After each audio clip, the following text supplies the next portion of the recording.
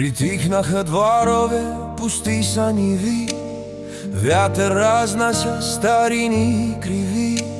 По камък и пръст, със стъпките тежки, народа преглъща години нелесни.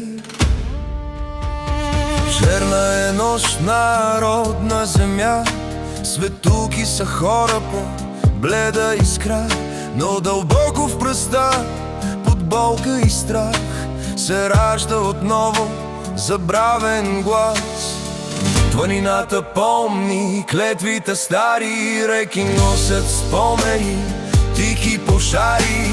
По тези поля е писана чест, с кръв и с вяра, с болка и кръст. И днес ли ще мълчим, сведени пак, ще чакаме други да вдигнат байрак.